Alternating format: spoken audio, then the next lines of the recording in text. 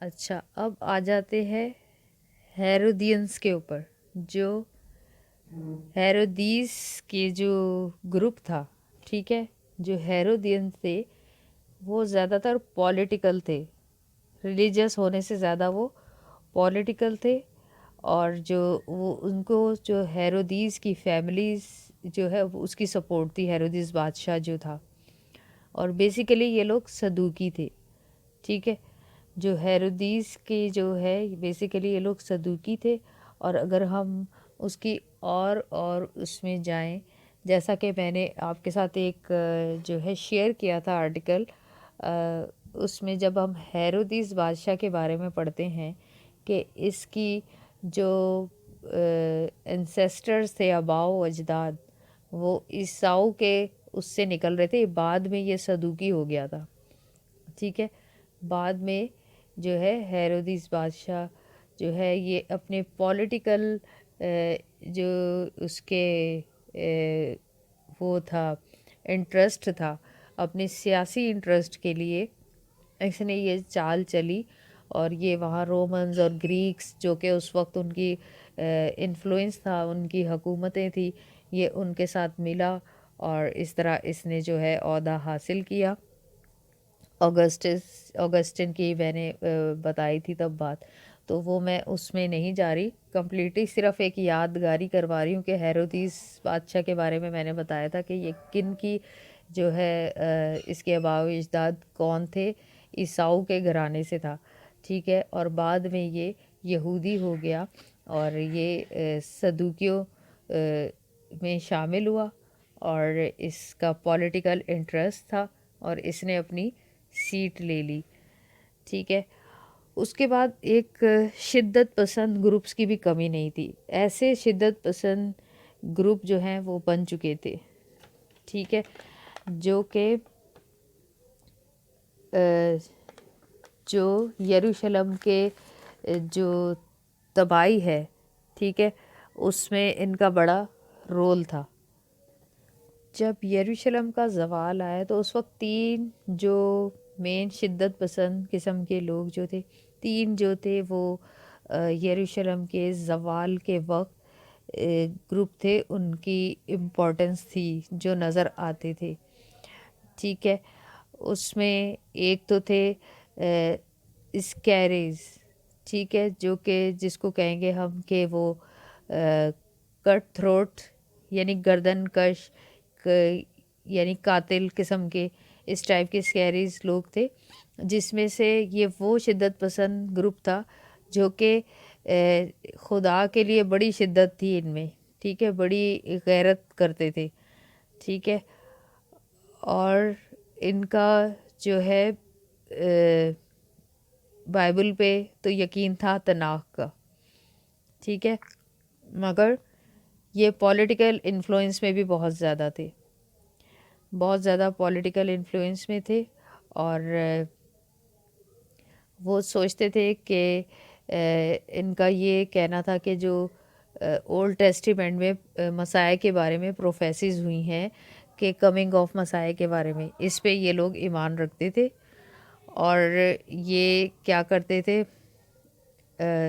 یہ لوگ پرووک کرتے تھے اپنی اس سوچ سے کہ مسیح کے بارے میں پروفیسی ہے، ہمارا ایک مسیح آئے گا جو کہ سب کو آزاد کر دے گا، اس طرح کے خیالات.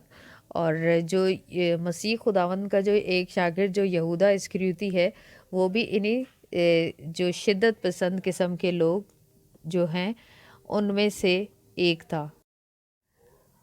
اب جو ابھی جیسا کہ میں نے بتایا کہ جو یہودا اسکریوتی ہے، یہ وہی شدت پسند جو گروپ تھا سکیری، یعنی کہ یہودا آف اسکریوت یا سکیری جو ہے اس میں سے یہ نکلا تھا. اور یہ زیادہ تر کس کے ساتھ ان کا گٹھ جوڑ تھا، اسکول آف شمائی کے ساتھ. اور یاد رہے کہ اسکول آف شمائی جو تھے وہ تھے جو کہ ہلاخا لاز، یعنی کہ جیسا کہ ختنہ، سرکمسیشن، ان کے اوپر بہت زیادہ جو ہے ان کا وہ تھا. جو فریسیوں کے دو گروپ ہلل اور شمائی تھے، تو شمائی والے گروپ میں سے تھا یہ یہودا اسکریوتی.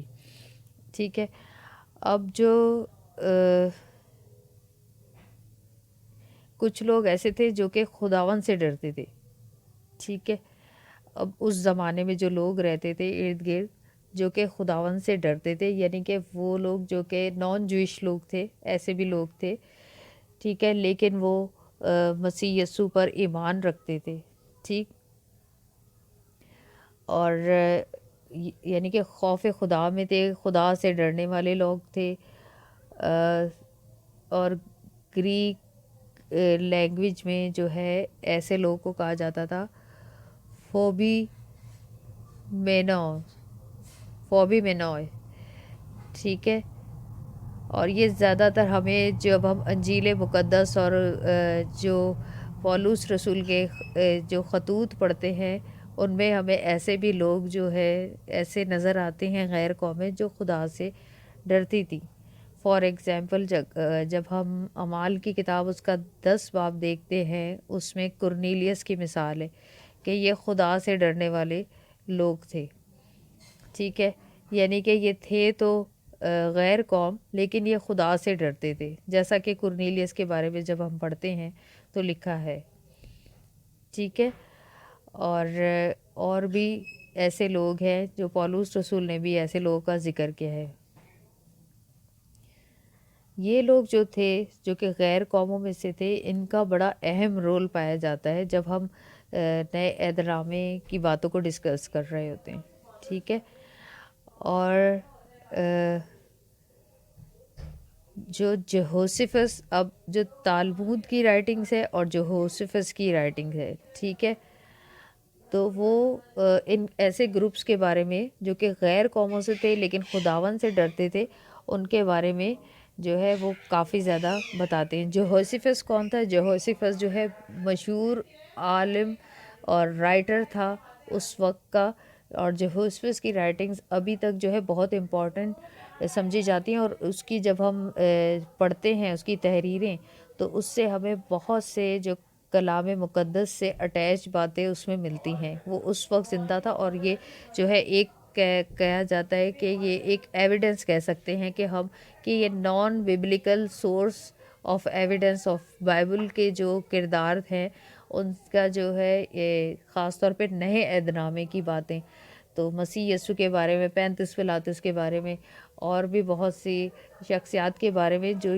جہوسفس کی جو رائٹنگز ہیں، تحریریں ہیں، اس سے ہمیں بہت کچھ ملتا ہے، بہت سے ایویڈنس ملتے ہیں۔ اب ہم بات کرتے ہیں اس 18 میٹرز کی یا 18 قانون یا احکام جو بہت زیادہ اس دور کے جو ہے حامل تھے، ٹھیک ہے۔